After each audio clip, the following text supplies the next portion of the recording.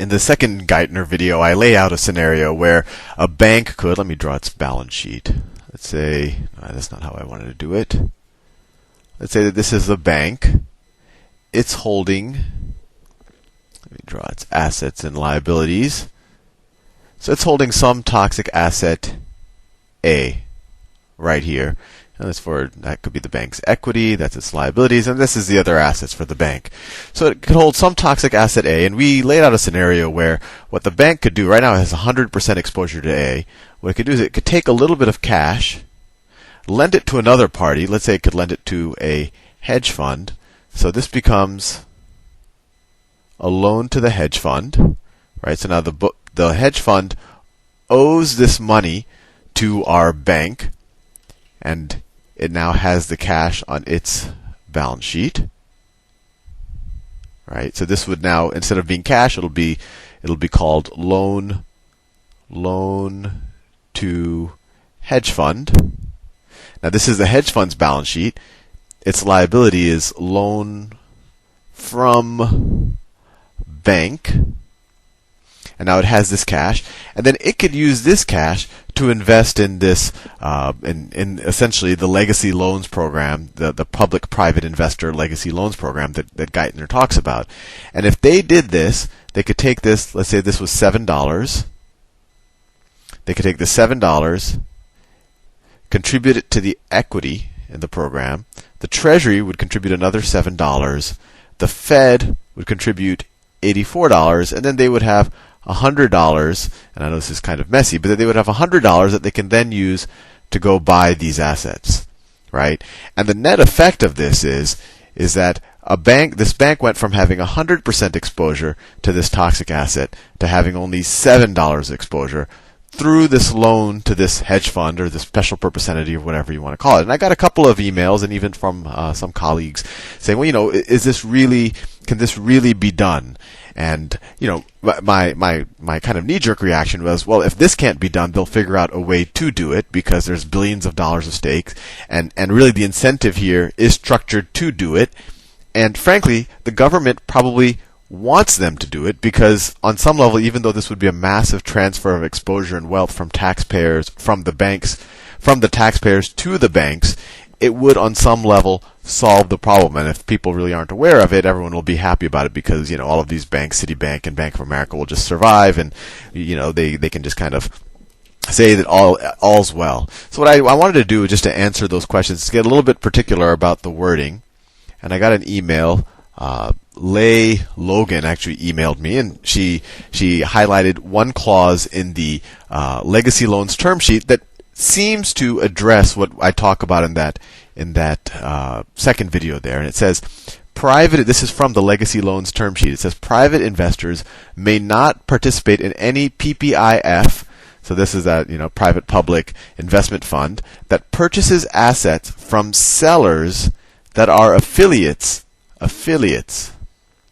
such investors, or that represent 10% or more of the aggregate private capital in the PPIF. So the question is, what's an affiliate? And then I looked up, in the Securities Exchange Act of 1934, and there are multiple definitions, but this is probably the best one. Is that, the term affiliate means any company that is controlled by, or is under common control with another company.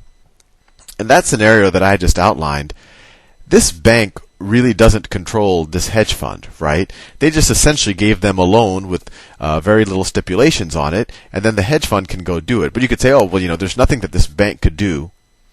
There's nothing that this bank could do to force this hedge fund to buy these assets, so maybe this plan won't work.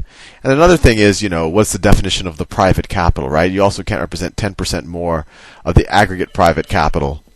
Frankly, when I think of private capital, I think more in terms of equity investments, but maybe the definition of private capital also includes debt investments, although I doubt it. So in this video, I want to lay out a scenario that essentially they can do the same thing economically, and in fact, incent the exact behavior that they want in the other parties without being in any way an affiliate of the counterparty, and in no way giving capital directly to them. So what Bank A could do instead, let me redraw it. Actually, not Bank A, the bank that's holding toxic asset A. And I figured this is what I thought of after kind of thinking about it for about 5 or 10 minutes. You can imagine what the banks will come up with when they have billions of dollars in careers on the stake online. So if you have a scenario where you have this toxic asset A, and you economically want to do what I described, but you don't want to be an affiliate and you don't want to give the appearance of self-dealing. What you do is you sell credit defaults on A that become super cheap. So you have essentially $7 exposure of credit defaults. Well, let me do it this way. So what you do is you sell credit default swaps. So let's say you sell $7 of exposure. So your liability right here is a $7 CDS exposure, and I'll go over the economics of how this works in a second. And you actually get some income stream, and it wouldn't even be accounted this way. You normally just have to, if you're insuring $7 worth of credit default swaps, your liability isn't $7. It's, you do the probability of default and all of that, so your liability will probably be, I don't know, $1, whatever it is, and you get some income stream for it. But the general notion is that you sell credit default swaps on this toxic asset, on A for really cheap. And just so you know what a credit default swap is, I've made a couple of videos on it. It is essentially an insurance policy on a loan or on a company. And if that company or this loan defaults, you say that you're going to pay up essentially the insurance amount. So what you do is you sell $7 of credit default swaps on A. And just so you know, most of these toxic assets that these banks hold, these are assets that they were the originators for, and so they're very particular to the individual banks. So a bank can definitely say, I'm selling a credit default swap on A, and they know that in the end, when I kind of outline this whole thing, they'll be the main beneficiary of it. So if you sell $7 credit default swaps on A, what would I do? Well, I'm a hedge fund. What I do is I buy those credit defaults for really cheap, and then I invest in the TALF, right? So let's say I'm a hedge fund, and I have two things.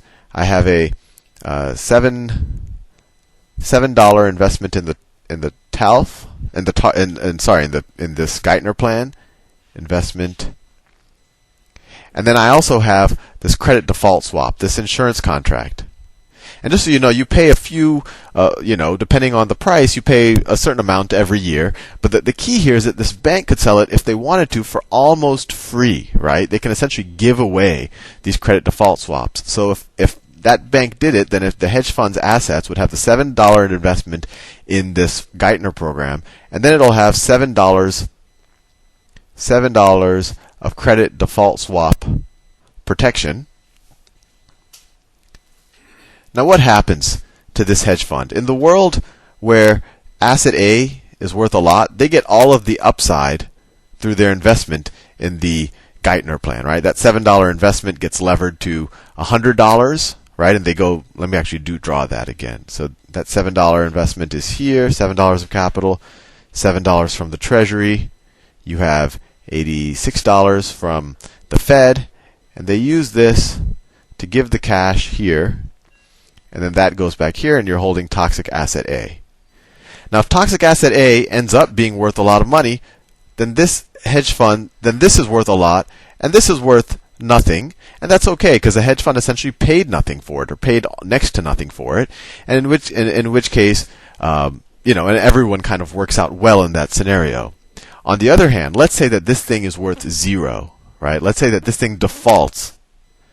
If that thing defaults, then this investment is worth zero, but guess what? The hedge fund had an insurance policy where this guy was a counterparty. So he says, hey, this thing here defaulted. I'm going to claim my insurance policy, so this guy's going to have to send him $7.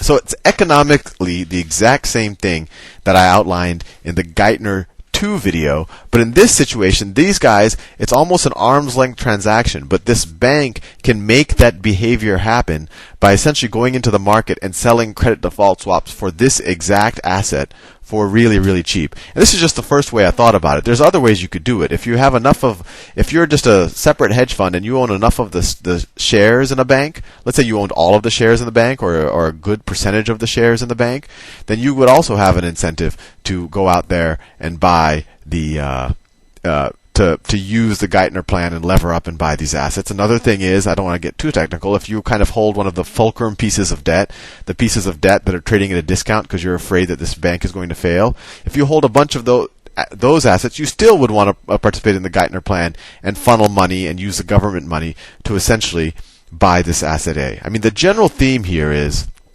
if you have two people, right, if this is the private world, and you have a scenario where person A, if a transaction can make $100, or he gets rid of $100 of exposure, and person B essentially has a potential loss of minus $7 of exposure, there's a net transfer of wealth here, right? You went from $100 of exposure to $7 of exposure for this guy, right? So someone is offloading the $93 of exposure to this stuff, and that's the government. And the government's only taking the downside. So this is a huge subsidy of exposure. And it depends what these are really worth. If this thing is really worth $30 and it's a $63 exposure, but at any time you have this, the private sector is going to figure out a way. To make the subsidy happen. And everything I've outlined so far is, if A is the bank that has 100% exposure, all they have to do is, through whatever, backdoor scheme or financial product or insurance or whatever they want to do, or loans that have, very little stipulations on it, they just have to give this guy essentially $7 of compensation somehow that, gets around the government rules, and then this transaction will occur. And I hope it doesn't occur, and it's very possible it won't, because maybe I'm missing something here.